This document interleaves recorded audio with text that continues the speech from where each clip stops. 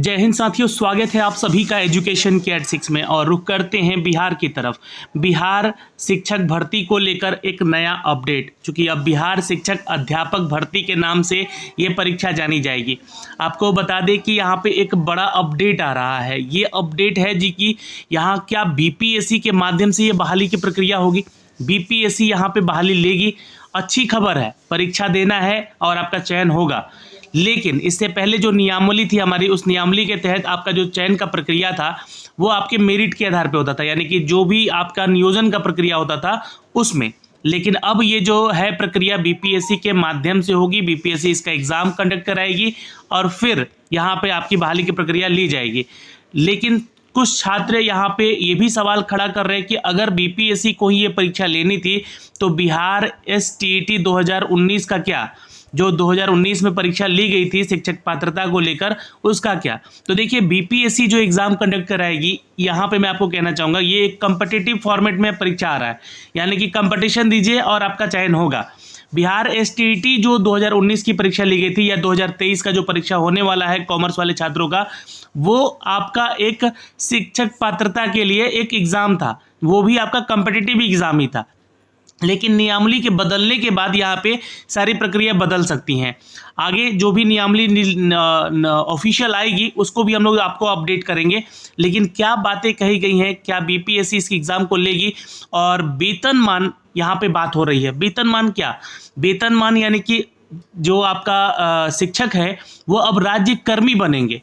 राज्य कर्मी के लिए भी यहाँ पे मांग उठी थी। शिक्षक अभ्यर्थी बात कर रहे थे कि हमें राज्यकर्मी का दर्जा दिया जाए, ताकि जो है आप लोगों को वेतनमान जो है वो मिले, रिक्रूटमेंट होगा, आपका सैलरी मिलेगा टाइम टू टाइम। ये अपडेट है। तो क्या इसके ऊपर भी मोहर लगी है, इसको भी हम लोग जानेंगे। क्या कहा है हमारे नेताओं ने, बिहार के नेताओं ने क्या इस बहाली की प्रक्रिया को लेकर आगे बढ़े हैं। बिहार में करीब करीब नए नियमावली के तहत यहाँ पर 1,80,000 प्लस 2,25,000, लगभग 3 लाख की वैकेंसी का अपडेट दिया जा रहा है। इन 3 लाख की वैकेंसी के लिए क्या नया नियमावली है उसके ऊपर चर्चा करेंगे। लेकिन उससे पहले एक ट्वीट की बात करते हैं, चूँकि देखिए कल कैबिनेट मीटिंग के बाद यहाँ पे शिक्षक अभ्यर्थियों के लिए खुशखबरी है। ऐसा तेजस्वी यादव जी जो कि हमारे उप मुख्यमंत्री हैं, उनकी अपडेट से ये आया है यहाँ पर निकल कर सामने। ये अपडेट दे रहे हैं कि आज कैबिनेट की मीटिंग में बिहार राज्य विद्यालय अध्यापक, जिसमें नियुक्ति, स्थानांतरण, अनुशासनिक कार्रवाई, सेवा शर्त नियमावली 2023 को स्वीकृति मिल चुकी है, जो कि हमने आपको कल ऑफिशियल नोटिफिकेशन भी दिखाया है अपने वीडियो में। नए फैसले के अनुसार अब शिक्षक राज्य कर्मी होंगे। इन्होंने ये अपडेट भी दे डाला है, यानी कि जो मांग उठी थी छात्रों की कि हमें राज्य कर्मी का दर्जा दिया जाए, तो ये बहाली की प्रक्रिया आगे बढ़ाई जाए, तो इसको भी यहाँ पे मुहर लग गया है। अब आयोग के माध्यम से लाखों शिक्षकों की बहाली होगी। तो ये कितने शिक्षकों की बहाली होगी इसके बारे में भी अपडेट यहाँ पे दिया गया है। आज ही इन्होंने ट्वीट करके बताया कि बिहार में बहुत जल्द लगभग 2,25,000 तथा कुल 3 लाख शिक्षकों की नियुक्ति होगी। शिक्षकों को राज्यकर्मी का दर्जा भी दिया जाएगा, जिसमें कि आकर्षक वेतन के साथ साथ सुविधाएं प्रदान की जाएंगी। जाहिर सी बात है, बीपीएससी एग्ज़ाम ले रही है, ग्रेजुएट लेवल पे ये एग्ज़ाम हो रहा है।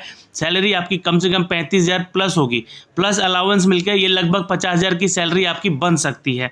जी हाँ, पूर्व में जो नियोजित शिक्षक हैं वो बीपीएससी के माध्यम से एक परीक्षा पास करके नियमित शिक्षक बन सकते हैं। यानी कि जो पहले से शिक्षक हैं यहाँ पे, उनको अगर चाहिए कि उनको नियमित शिक्षक बनना है यहाँ पे, यानी कि रेगुलर यानी परमानेंट गवर्नमेंट टीचर बनना है, तो उनको यहाँ पर बीपीएससी का एक परीक्षा देना होगा, जिस परीक्षा के माध्यम से उनको नियमित शिक्षक के रूप में जाना जाएगा। तो ये ट्वीट आया है दोस्तों तेजस्वी यादव जी के ऑफिशियल हैंडल से, यहाँ पे ट्विटर हैंडल से। तो ये आपका एक न्यूज़ अपडेट है। अब खबरों पे चलते हैं, खबरें क्या कहती हैं यहाँ पर उसके ऊपर चर्चा करते हैं। जी हाँ, ये देखिएगा आज के दैनिक जागरण का ये अपडेट है। यहाँ पे अपडेट दिया जा रहा है कि कैबिनेट का फैसला है कि विद्यालय अध्यापक नियमावली 2023 की मंजूरी मिल चुकी है, जहाँ पे 2,50,000 से अधिक भर्ती होगी, यानी कि लगभग 3 लाख की बात कही है तेजस्वी यादव ने।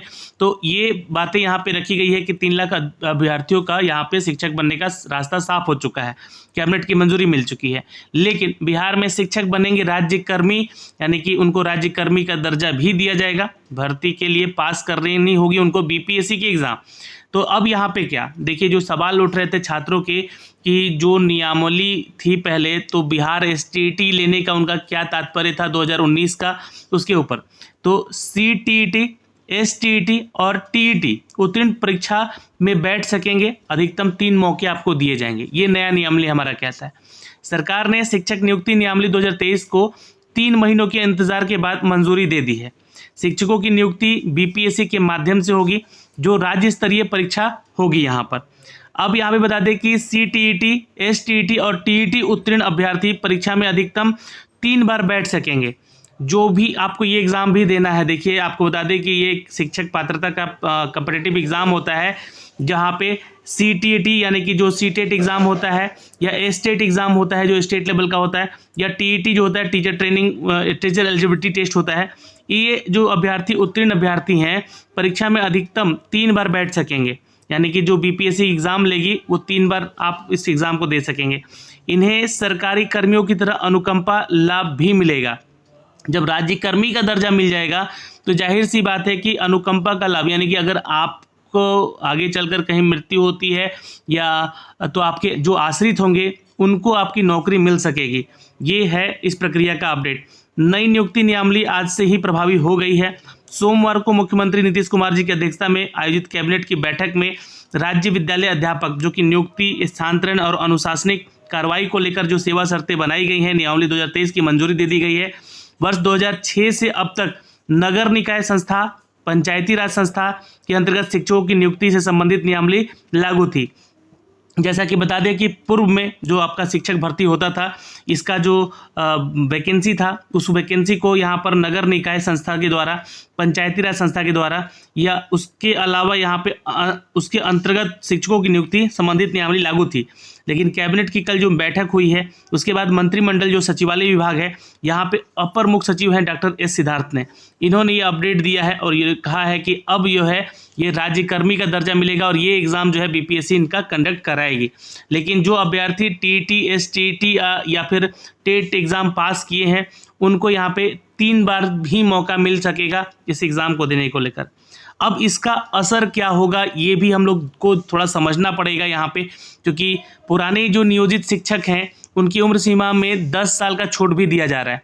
ठीक है, जो नियोजित शिक्षक है, नियोजित यानी कि उनको परमानेंट टीचर नहीं कहते थे, अब वो परमानेंट टीचर बन सकेंगे BPSC का एग्ज़ाम देके। 10 साल की छूट मिलेगी उनको एज क्राइटेरिया में।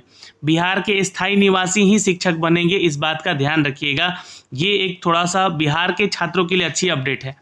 अगर आपके पास देखिए अब ये तो एज क्राइटेरिया को लेकर अपडेट दिया गया। दूसरा स्थायी निवासी को लेकर, बिहार के बाहर जितने छात्र हैं, है ना, जो टीचर हैं बिहार में ऑलरेडी, उनको ये मौका नहीं मिलेगा स्थायी शिक्षक बनने का। ठीक है, स्थायी यानी कि आपका परमानेंट टीचर बनने का। ये ध्यान रखिएगा, बिहार के स्थायी निवासी को ही शिक्षक बनाएंगे यहाँ पे लोग, ये यहाँ पे अपडेट है। अब यहाँ पे नई नियमावली का असर क्या होगा, देखिए पंचायत और नगर निकाय के माध्यम से करीब 9,222 नियोजन इकाइयाँ हैं, जिससे कि नियुक्ति अधिकार खत्म कर दिया गया है। ठीक है, अब यहाँ पे खत्म होने के बाद चयनित शिक्षकों का जो होगा वो जिला कैडर के आधार पे होगा, यानी कि जिला के कैडर के आधार पे इनका सिलेक्शन होगा। इन्हें राज्य कर्मी का दर्जा मिलेगा और उनको जो राज्य कर्मचारियों को सुविधाएं मिलती है, जैसे कि मान लीजिए कि आप पुलिस विभाग में हैं, आप रिटायर होते हैं, आपको पेंशन मिलता है, आप रिटायर होते हैं या फिर आपका किसी दुर्घटनावश आपकी मृत्यु हो जाती है तो आपके आश्रितों को आपकी नौकरी मिल सकेगी। ये सारा चीज़ होगा यहाँ पर। ये परिवर्तन पहला हो गया। परिवर्तन की जरूरत आखिर क्यों पड़ी, देखिए पंचायत और नियोजन इकाई के माध्यम से बहाली गड़बड़ी की शिकायत मिलती रही है। इन शिक्षकों पर अनुशासनिक कार्रवाई भी विभाग को काफ़ी परेशानी होती थी। अब BPSC परीक्षा लेगी, BPSC परीक्षा के आधार पर चयन होगा आपका और योग्य शिक्षक आ सकेंगे, यानी कि कॉम्पिटिटिव के अनुसार ही जो छात्र यहाँ पे पढ़ेगा अच्छे से उसका सिलेक्शन होगा, वो कंपटीशन पास करेगा, शिक्षक बनने का योग्यता उसके अंदर होगा। तो ये चीज़ें होंगी यहाँ पे। मैं आपको बताऊंगा इसमें और एलिजिबिलिटी क्राइटेरिया क्या क्या होगी, वीडियो को अंत तक देखिएगा, थोड़ा ध्यान से देखिएगा। पुराने नियोजन शिक्षक का क्या है, पुराने लगभग 4 लाख नियोजित शिक्षक हैं जो कि BPSC से ली जाने वाली परीक्षा में शामिल हो सकेंगे।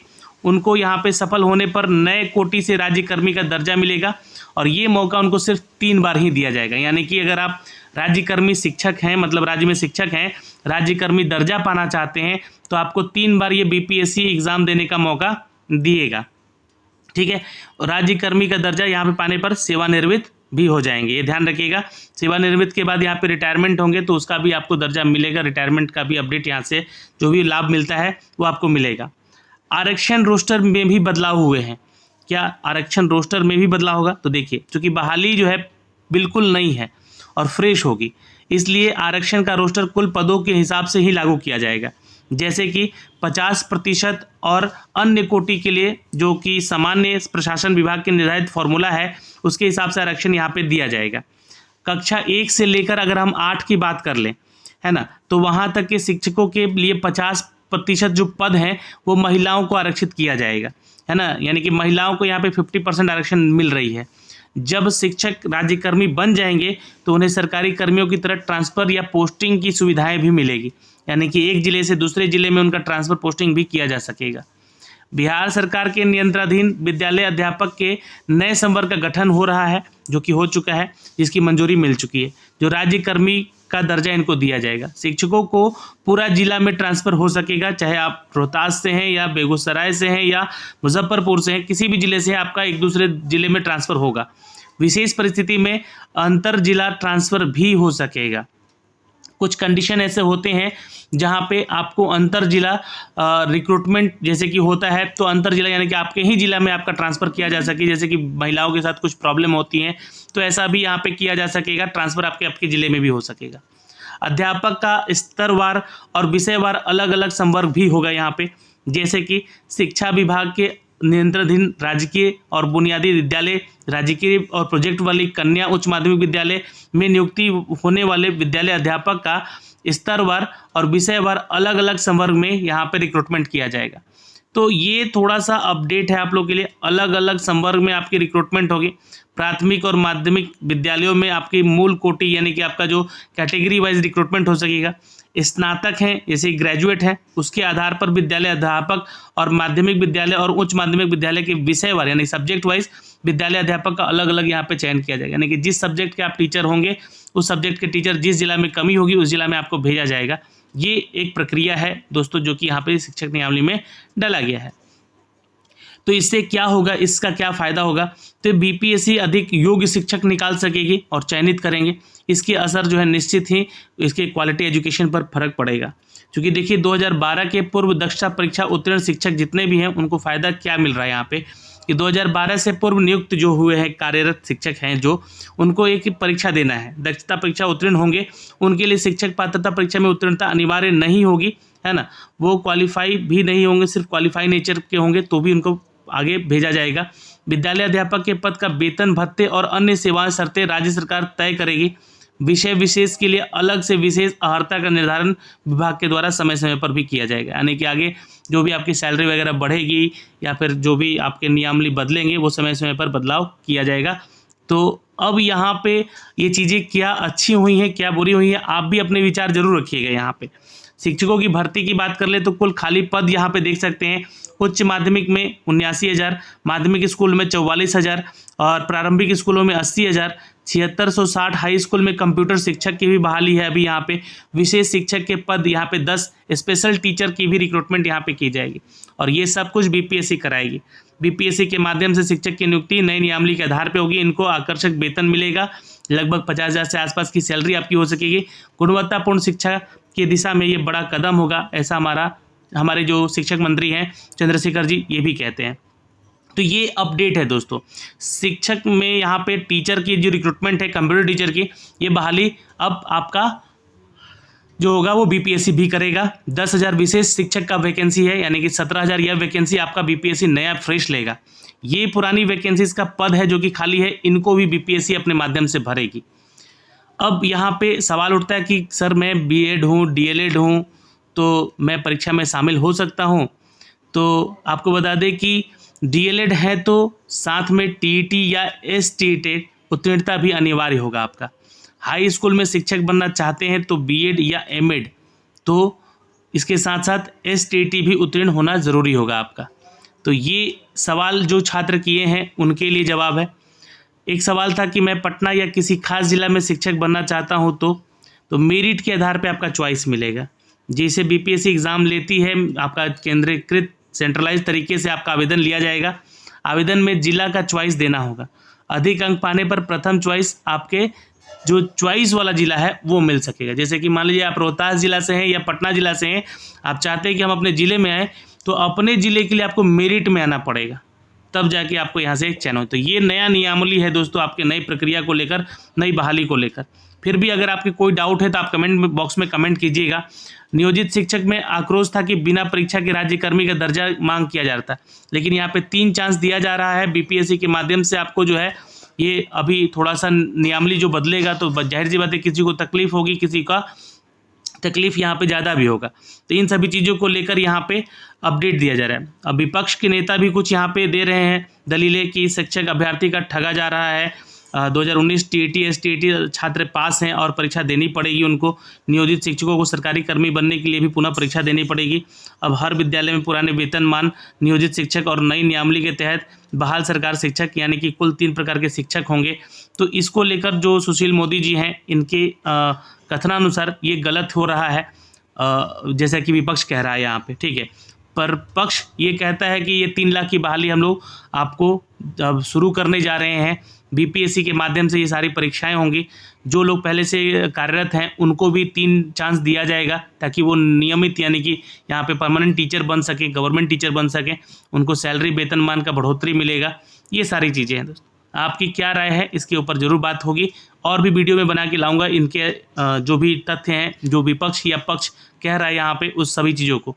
फैसला हो चुका है, बिहार में शिक्षक की बहाली आयोग करेगा, ये कैबिनेट की मंजूरी मिल चुकी है। तो अभी के लिए इस वीडियो में इतना ही। 3 लाख शिक्षकों की बहाली होगी।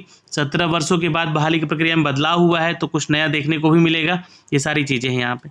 आपकी क्या राय है आप कमेंट सेक्शन में कमेंट करके हमें ज़रूर बताइएगा। जय हिंद।